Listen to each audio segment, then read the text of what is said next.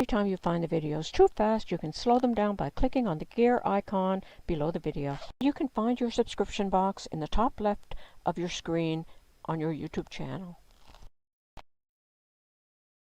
Today I'm going to show you how you can keep straight edges in crochet. I'm going to demonstrate with this section, and I'm working single crochet stitches.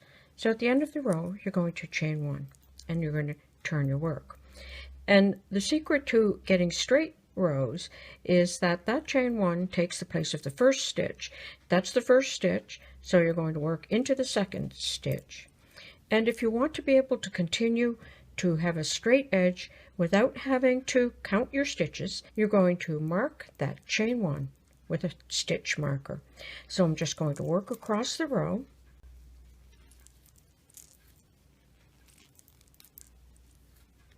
Now I'm going to chain one and turn, and again work into the second stitch.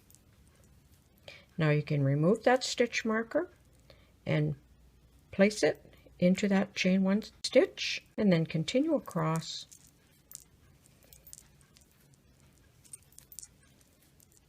Chain one and turn. Don't work in that stitch, work into the second stitch, not that one, this one. Move your stitch marker to your chain one stitch and continue across the row. And if you continue like that, you'll have nice straight edges. Now after a while you won't have to mark that because you'll get used to knowing which stitch that is.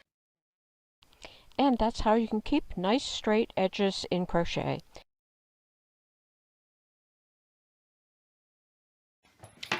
Today I'm going to show you how to join crochet with an invisible stitch so it can't be seen. Now as you can see, I joined this with black yarn so I can show you how invisible it is, and you cannot see it from either side. Okay, I'm going to hold both of my sections to be joined together, and I'm going to go in between the stitch, and there's a bar there that comes across, and I'm going to pass under the bar, and then come to the opposite side and pass under the bar. Go back over to the other stitch on the other side, pass under the bar. Come back over, pass under the bar. And you just keep doing that all the way across.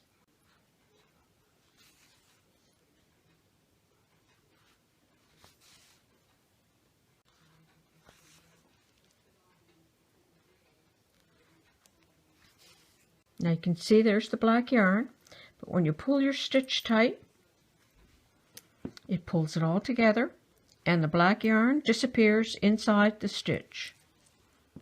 And that's how easy it is to join crochet with the invisible mattress stitch. I hope you enjoyed this tip. Thanks.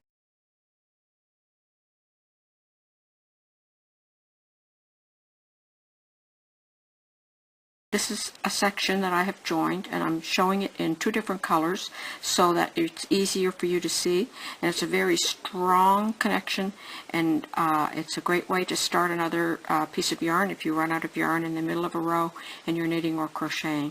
So I'm going to show you how to do that right now, and it's very, very easy. So let's get to it. First thing we're going to do is thread one end of our yarn into a yarn needle like that. Keep the needle fairly close to the yarn end, okay? And what we're going to do is we're going to take a few stitches, take a few stitches, take a few stitches, take a few stitches for about 2 inches of the length of the yarn. And then we're going to pull that through, holding on to the loop. We don't want to lose our loop, okay? Like that. So we've got a loop here which we'll be able to tighten up after we get the other section on. I'm going to demonstrate with two different colors of yarn because it will be easier for you to see. So we're going to do the same thing with the pink yarn. We're going to thread our yarn end, keep the needle fairly close to the end of the yarn, and then we're going to insert the needle through the other section of yarn where we left that little loop. Okay, and then we're going to take do the same thing as we did with the other blue section. We're going to take a few stitches, take a few stitches, take a few stitches. We're going to do that for approximately 2 inches along the length of the pink, and we're going to pull that through just like we did for the other side. Okay, so then we're going to stretch that out, and we can pull the loop up so that it brings the loop tight. I'll show you with the blue, you'll be able to see that a little bit better. Let me find my yarn end here. Okay, when I pull on this section, the end, I can tighten up that loop so that that's no longer open, and you have a totally closed in section of yarn. So now we can just trim off the yarn ends. So I'll trim off the blue one, and I'll trim off the pink one. And what you're going to have now is one continuous section of yarn. So for instance, if you ran out of yarn in the middle of a row, rather than start another strand and have to weave in yarn ends, if you do this, this is never going to let go. It's very, very strong. And so that is a great way to join up your yarn when you run out of yarn in the middle of a row.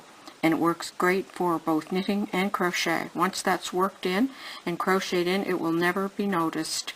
So that's how you make the Russian join without a knot in knitting and crochet. Here's a quick tip on how to turn very fine yarn into a bulky yarn. Place your yarn down, come back up, and then come back down. And now you're just going to start crocheting with these 3 strands. Okay, so just start. Now when I get close here to this loop, I'm just going to pull the yarn through that loop and stretch it out. And I'm just going to keep on working. And I'm getting close again. Place the yarn through the loop and pull that through. And just continue on. And there you go. That's how you can turn a really fine yarn into a bulky yarn.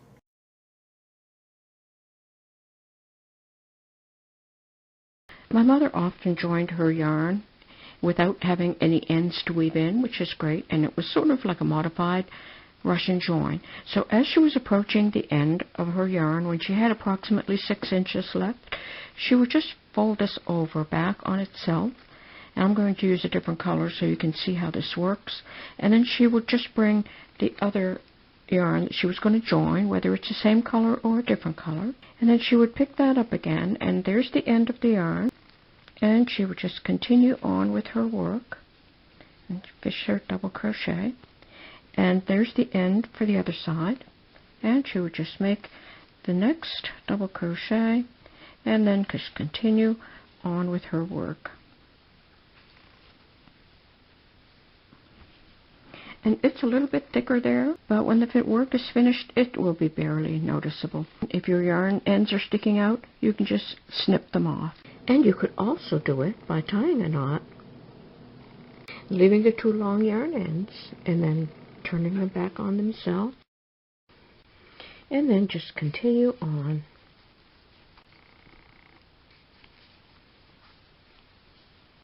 And then you just give the yarn end a little tug and trim it off.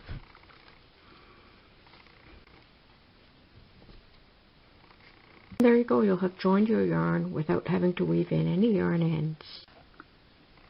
So there's another quick, easy way to join yarn.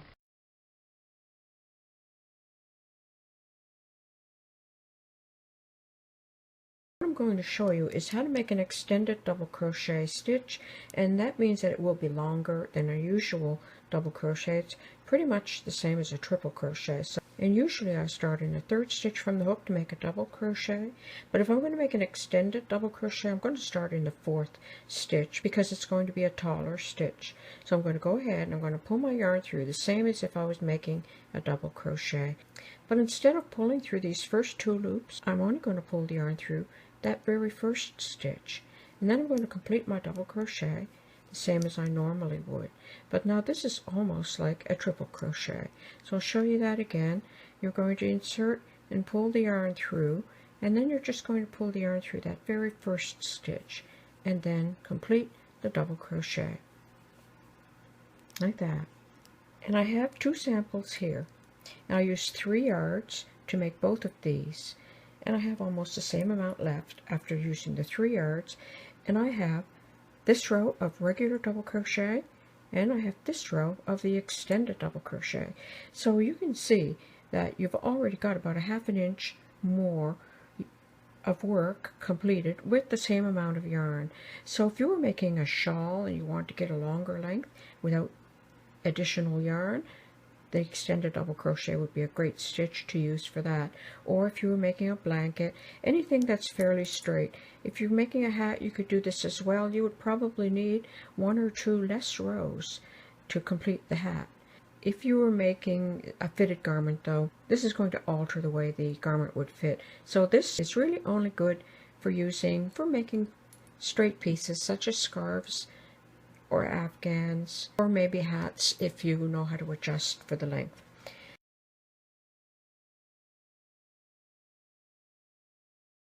I've got 2 yarns here, and I'm going to make 2 loops, one with each of the yarns.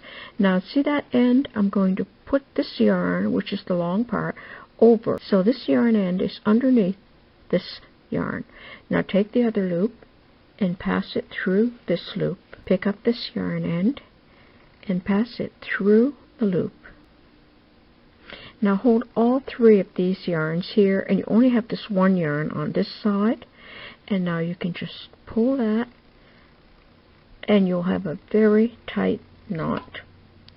Now if you wanted to, if you were knitting, you could probably knit those yarn ends in your work, or crochet them into your work. Or you can just take your scissors and nip that off, and you will have a very tight knot that is not going to come apart. So there you go. That's how you can tie a weaver's knot. Do you have tight tension in crochet? If so, it may be your crochet hook. These 2 hooks are the same size, 6.5 millimeters. If you look at the hook here, it's wide. And if you look at this hook, see how narrow it is here? Well, that is definitely going to affect the tension and the size of your stitch in crochet. And you can see here, this one is also wider here than it is here. And if you turn them sideways, again, you can see that this has more bulk than this one.